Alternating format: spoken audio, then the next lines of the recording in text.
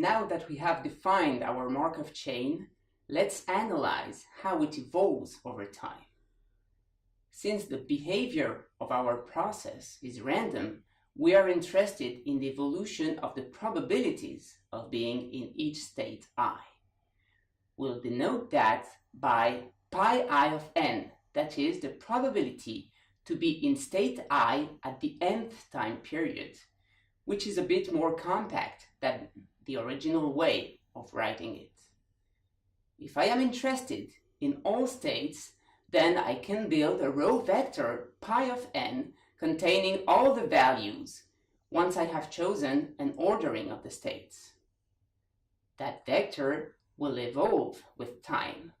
For example, if I know that at period 0 I am in state 1, then I can write pi of 0 equals 1, 0, 0, while at the next period certain transitions may bring me to another state.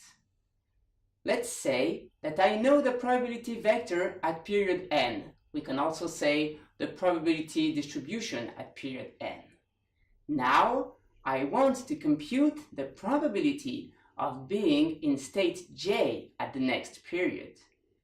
But I was certainly somewhere at period n, so I can write the event xn plus 1 equals j as the union of all the events xn plus 1 equals j and xn equals I for all the possible states I.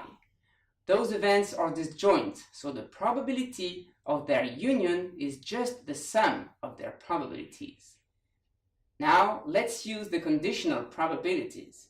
Each term is the product probability that xn equals I times probability that xn plus 1 equals j knowing xn equals I.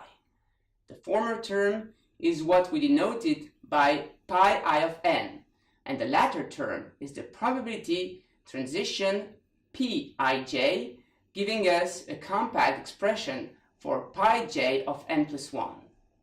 So, the jth component of the state probability vector pi of n plus 1 is the product of the state probability vector pi of n with the jth column of the transition matrix.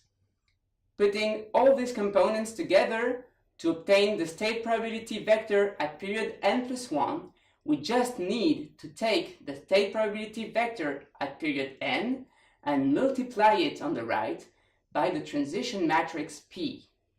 This is a recursive expression, so we can write pi of n as a function of pi of n minus 1 and go back up to time period 0, so that the state probability vector at period n is simply the product of the probability vector at period 0 and the transition matrix P to the nth power.